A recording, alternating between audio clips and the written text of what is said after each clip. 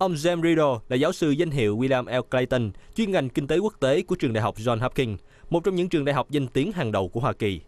Từ năm 1995, khi quan hệ Việt-Mỹ được nối lại, ông đã thường xuyên sang Việt Nam giảng dạy tại chương trình giảng dạy kinh tế Fulbright. Sau khi nghỉ hưu tại Đại học Johns Hopkins, ông đã gần như định cư tại Việt Nam.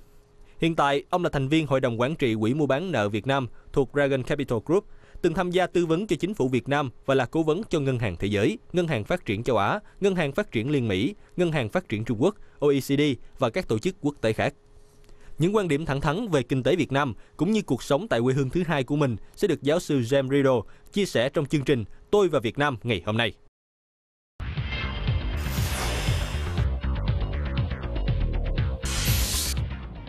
Xin chào mừng quý vị và các bạn đến với chương trình Tôi và Việt Nam trên kênh truyền hình FBNC. Hôm nay vị khách mời của chúng ta là giáo sư James Riedel đến từ trường Đại học Johns Hopkins, Hoa Kỳ.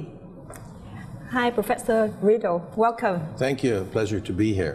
Thank you very much, and we are very grateful and honored to have you on the show. Thank you. So I understand that you first came to Vietnam in 1964, and the war started in 1965. You must be very young back then. So what made you come to Vietnam at this particular time? Well, what made me come to Vietnam at that particular time was the U.S. Army. So in 1963, I joined the U.S. Army, and I was, so to speak, plucked out of the American countryside into the Army, and the Army gave me 1 year of Vietnamese language training before sending me to Vietnam in December 1964. Mm-hmm. And what were your first impressions when you came to Vietnam for the first time? Which city did you land at that time? I came to Saigon after studying Vietnamese in the U.S. Army Language School in the United States for 1 year. In the Army Language School, we learned the northern dialect, and we mostly just spoke among ourselves. The fellow classmates spoke Vietnamese to each other. When I came here, of course, everyone was speaking the southern dialect in a very different way from what I learned. So, in fact, when I landed on the ground here, I didn't understand anything anyone was saying. But I believe you could catch up very fast after that. Well, I don't know. And what did you do? Like, as you mentioned, you were with the U.S. Army, but at the same time, like during several years in Vietnam. So besides working for the U.S. Army, did you do any other activities in Saigon at that time? Yes, I managed to arrange my work schedule for the U.S. Army to do it in the evening, mm-hmm. which allowed me the full free day to find gainful employment, and I had a job as an English teacher at the Hoi Viet Mi. Can you tell me more about that? Sounds interesting. One day I was walking down Mac Dinh Chi, and I saw this building with the name Hoi Viet Mi, and I just wandered in, looking around, and the director of the school happened to run into me, and I apologized for being there, and he said, no, how would you like a job? I said, doing what? Teaching English. I said, well, I have no education. How can I be a teacher? He said, don't worry about it.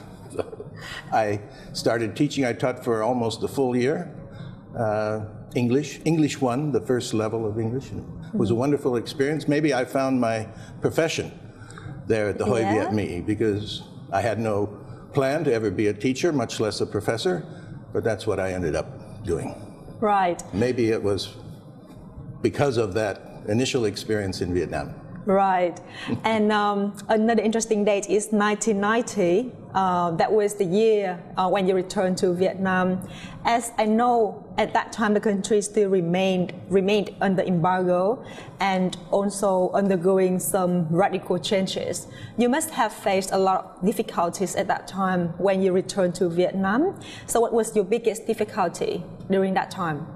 Well, before 1990, after I got out of the Army in 1966, mm-hmm. I devoted myself to my studies and to building a career, an academic career. In 1990, I came to Vietnam under the auspices of the World Bank and the UNDP to give a 2-week intensive course at the State Planning Commission on macroeconomics. So far as I know, it was the first course ever given in Vietnam of contemporary modern macroeconomics. That was in late 1990.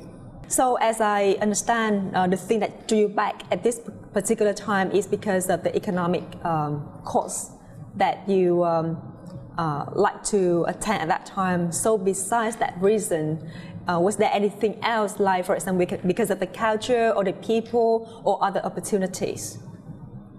Well, as I mentioned, for almost 25 years I had no connection with Vietnam. I was studying and then building my career.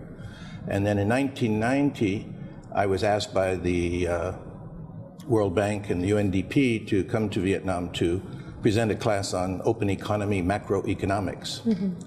And I jumped at that opportunity because, of course, I had very fond memories of Vietnam from my Army experience, Army time. Mm-hmm. And I was so excited to come back to Vietnam and for the first time ever to go to Hanoi. I see. So how long did you spend time in Hanoi? So on that was just a 2-week trip in which I presented the class. And I fell back in love with Vietnam. Very nice. More or less decided at that point that I would leave the more technical aspects of economics and devote my career to studying and learning about Vietnam, the new Vietnam.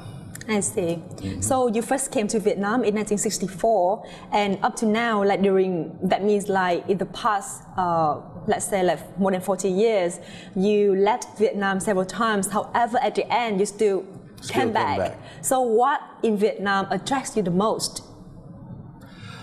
Well, I find living here very exciting and enjoyable, and I love the society and the culture, and I feel actually more comfortable in Vietnam than I do in my own country. Oh yeah? So Vietnam is like the second home for you then? It's like a second home. It's like a second home. I've lived in many other countries, or several other countries, and I always enjoy being abroad because daily life is much more exciting when you're on, new territory. Yeah, that's true. And talking about your friends, when they knew that you would come to Vietnam to work, what did they say? Which friends, in the United States or? Your friends in the United States. I think that my colleagues at the university think I'm a little crazy to be running away from this prestigious university to go to Vietnam, but then they don't know the pleasures of living in Vietnam. I see. Did you tell them the story? Oh yeah, I tell them stories. Right. And as I know, you have a lot of friends in Vietnam as well. So may I know the reason? Is it because you are a professor, or because you play sports, or because you like drinking local beer? That's why you have a lot of friends in Vietnam. What would be the reason? I would have to answer all of the above. All of those reasons. I've made many friends, professional friends, in the university here and as a consultant an advisor to government ministries. I've made a lot of friends in Hanoi with, people working there, and I've also ventured out and meet a lot of other people as well. I see. So I wouldn't say I have a lot of friends, but I have a few very good friends here. Very nice. And your students, also some of them must become your friend as well. Well, that's the great reward to being a teacher, is that you make friends with students over a long period of time. I've been teaching at Johns Hopkins for 40 years, so I've had hundreds, if not thousands, of students. And anywhere I go in the world, I always run into one of my former students, and that's always a great pleasure. Very nice. Thank you. Thưa quý vị, vừa rồi là phần 1 của chương trình Tôi và Việt Nam trên kênh truyền hình FBNC phỏng vấn giáo sư James Riedel từ trường Đại học Johns Hopkins. Chúng tôi xin phép được quay trở lại trong vòng ít phút nữa.